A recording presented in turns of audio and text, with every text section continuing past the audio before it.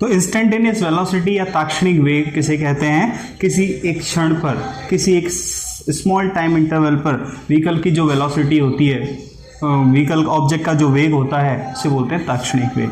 अच्छा, इसका फॉर्मूला बनाने के लिए हम ये देखते हैं कि फॉर्मूला बनाने के लिए हमने इसको v से रिप्रेजेंट कर दिया, that is represented by v, और इसको हम लिख देते हैं v एवरेज। v एवरेज हमने इसको लिख दिया, और तो हम इसको लिख देते हैं v इंस्टेंटेनियस, ताक्षणिक।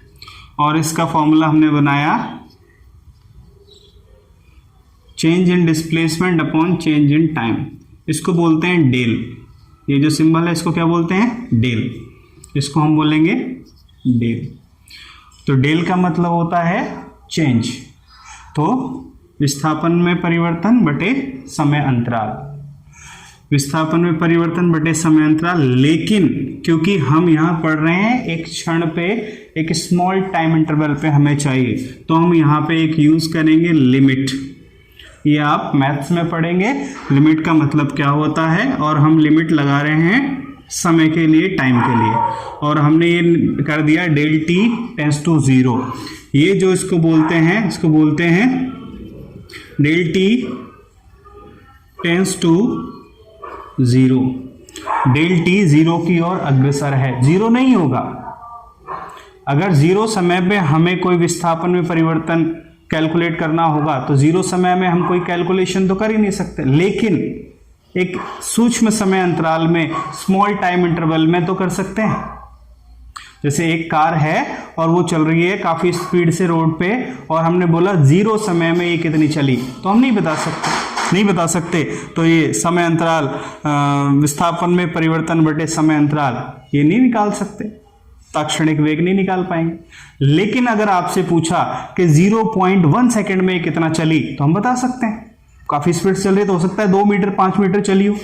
तो हम क्या चाहते हैं कि हम बहुत छोटे समय अंतराल में विस्थापन में परिवर्तन करें और वो समय अंतराल से भाग दे दें। तो सूक्ष्म समय अंतराल के लिए हम इसको लिख सकते हैं dx अपॉन dt। फिर ये लिमिट को नहीं लगाएंगे।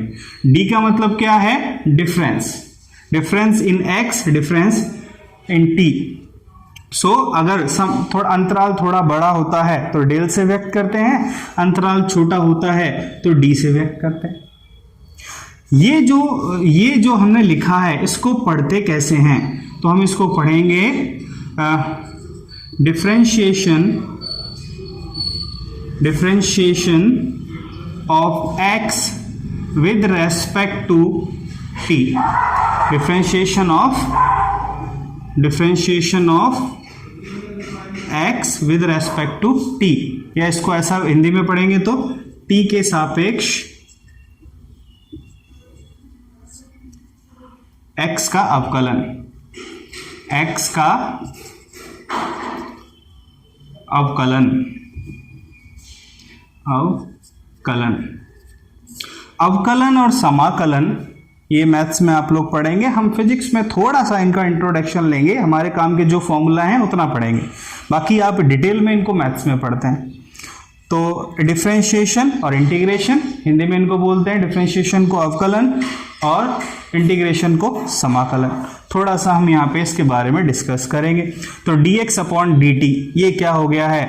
ये हो गया है आपके ताक्षणिक वेग या इंस्टेंटेनियस वेलोसिटी। अगर हम इंस्टेंटेनियस स्पीड की बात करते हैं, इंस्टेंटेनियस स्पीड या ताक्षणिक चाल, इंस्टेंटेनियस स्पीड का क्या मतलब है? तो हमने बोला मतलब सेम है, फॉर्मूला भी सेम होगा, बस स्पीड में डायरेक्शन का कोई रोल नहीं होता, जबकि वेलोसिटी में हम 60 किलोमीटर पर आवर मैग्नीट्यूड के साथ साथ डायरेक्शन भी बताते हैं। इस डायरेक्शन में कार चल रही है, वेस्ट में, साउथ में, या जिस भी डायरेक्शन में कार मूव कर रही है, डायरेक्शन भी बताएंगे तो वेलोसिटी, और सिर्फ मैग्नीट्यूड बताएंगे तो स्पीड।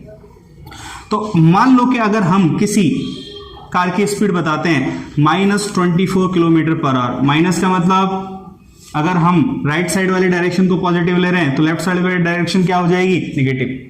तो -24 किलोमीटर पर आवर का मतलब क्या है? लेफ्ट साइड में कार मूव कर रही है, तो ये डायरेक्शन को रिप्रेजेंट करता है। और अगर हम लिखेंगे +24 किलोमीटर पर आवर, इसका मतलब है राइट साइड में कार मूव कर रही है। स्पीड में माइनस प्लस दोनों का मतलब एक ही होता है 24 किलोमीटर पर आवर, क्योंकि यहां हमें डायरेक्शन बताने की जरूरत ही नहीं पड़ती। ये तो क्या है, स्पीड है, और ये क्या है, वेलोसिटी। वेलोसिटी में क्या चाहिए, डायरेक्शन चाहिए। डायरेक्शन के लिए माइनस और प्लस। अगर ये वाली डायरेक्शन पॉजिटिव है ऊपर की तरफ, तो नीचे वाली डायरेक्शन क्या होगी, नेगेटिव। तो ये डायरेक्शन, तो अगर हम बिना डायरेक्शन के लिखेंगे तो वो स्पीड होगी, और विद डायरेक्शन लिखेंगे तो वेलोसिटी होगी।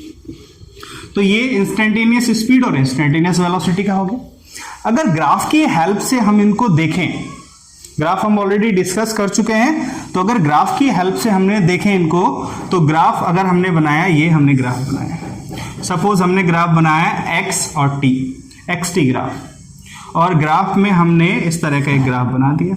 सपोज ये जो टाइम है ये t1 है, और ये जो टाइम है ये t2 है। इस t1 टाइम पे कार का डिस्प्लेसमेंट या ऑब्जेक्ट का डिस्प्लेसमेंट x1 है, और इस टाइम पे x2। तो अगर हम एवरेज निकालेंगे, पहले हम क्या निकाल रहे हैं, औसत वेग। औसत वेग में क्या होगा, विस्थापन में परिवर्तन x2 माइनस x1 अपॉन समय अंतराल t2 माइनस t1, ये क्या हो जाएगा, औसत। औसत कौन सा है, यहां से यहां तक। तो ये जो कॉर्ड होगा, कॉर्ड, ये किसको व्यक्त करेगा, ये वाला जो कॉर्ड होगा, स्ट्रेट लाइन होना चाहिए।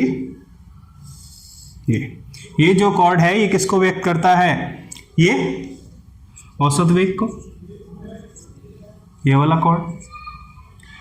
क्यों, x1 से x2 और t1 से t2। अब हमें क्या चाहिए, हमें चाहिए ताक्षणिक वेग या ताक्षणिक चाल। तो हम क्या करते हैं, मान लो ये पॉइंट है P1 और ये वाला पॉइंट है P2, तो हम इनको थोड़ा छोटा करते हैं, समय अंतराल को कम करते हैं। तो पहले समय अंतराल इस तरह था, हम इसको थोड़ा और छोटा कर रहे हैं, तो हमने ये अंतराल ले लिया। यहाँ जो पॉइंट है वो Q1 है, और यहाँ जो पॉइंट है ये Q2। अब ये जो हमने निकाला, ये Q1 से Q2 के बीच का औसत वेग हो गया, एवरेज वेलोसिटी। अब हमने इसको और छोटा कर दिया, हमने यहाँ ले लिया T1 और यहाँ ले लिया T2, और छोटा टाइम इंटरवल हो गया।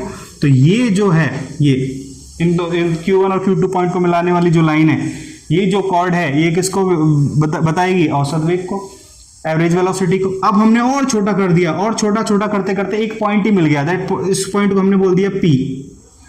अब इस पॉइंट पे जो लाइन ड्रॉ करेंगे हम, ये जो लाइन ड्रॉ की हमने, ये वाली, ये किसको दर्शाएगी, सूक्ष्म या स्मॉल टाइम इंटरवल पे लाइन किसको शो करेगी, लाइन शो करेगी v इंस्टेंटेनियस।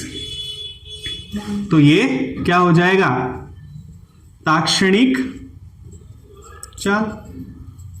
ताक्षणिक चाल, तो ताक्षणिक चाल क्या होता है, किसी भी समय अंतराल पर, अगर ग्राफ से हम दर्शाएं, ये तो सूत्रों से हमने दर्शाया, ग्राफ से अगर हम दर्शाएं तो हम ये कह सकते हैं कि किसी भी समय अंतराल पर ग्राफ में, xt ग्राफ में जो स्पर्श रेखा खींचेंगे, ये स्पर्श रेखा खींचिए जो उस पॉइंट को टच करते हुए निकलती है, the tangent at certain time on xt graph shows average velocity. तो xt ग्राफ में किसी भी पॉइंट पर खींची गई स्पर्श रेखा ताक्षणिक वेग को या ताक्षणिक चाल को दर्शाती है। ठीक है, तो ये ग्राफ से हमने इसको समझ लिया। अब थोड़ा सा हम आइडिया ले लेते हैं अवकलन और समाकलन का, या इनको हम बोलेंगे इंग्लिश में डिफरेंशिएशन।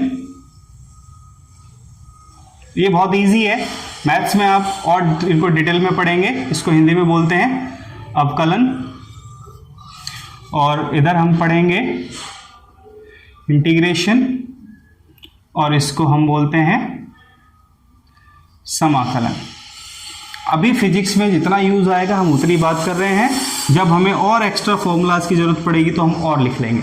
तो फिलहाल हम बात करते हैं अवकलन क्या होता है। जैसे कि इसके नाम से पता लग रहा है डिफरेंशिएशन, इसका मतलब ये दो चीजों से बनकर बना है, डिफरेंस प्लस डिवीजन। जैसे मल्टीप्लाई और डिवाइड दो गणित के ऑपरेशन होते हैं, दो प्रक्रियाएं होती हैं, तो एक दूसरे के उल्टी होती हैं। अगर किसी भी डिजिट को 2 से डिवाइड करोगे और फिर उसको 2 से मल्टीप्लाई कर दो तो वो सेम ही रहती है। जैसे x है, x को पहले आप 2 से मल्टीप्लाई कर दो और फिर 2 से डिवाइड भी कर दो, तो ये x ही तो रहेगा। तो ये इसका मतलब क्या है, मल्टीप्लाई करना और फिर डिवाइड करना तो रिवर्स हो जाता है। मल्टीप्लाई का रिवर्स क्या है, डिवाइड। वैसे ही इंटीग्रेशन और डिफरेंशिएशन रिवर्स प्रोसेस है। अगर किसी वैल्यू को आप इंटीग्रेट करेंगे और फिर उसको वापस से डिफरेंशिएट कर देंगे तो ओरिजिनल वैल्यू मिल जाएगी। तो इसमें इसका उल्टा है। इसका उल्टा का मतलब पहले क्या है, डिवीजन की जगह यहां क्या आएगा, मल्टीप्लाई, मल्टीप्लीकेशन, और फिर क्या आएगा, डिफरेंस की जगह क्या आएगा यहाँ, एडिशन। तो डिफरेंस मतलब अंतर, डिवीजन मतलब भाग, और मल्टीप्लिकेशन गुणा, और एडिशन मतलब योग। तो ये दो प्रक्रियाओं का, गणितीय प्रक्रियाओं का एक तरह से कॉम्बिनेशन है।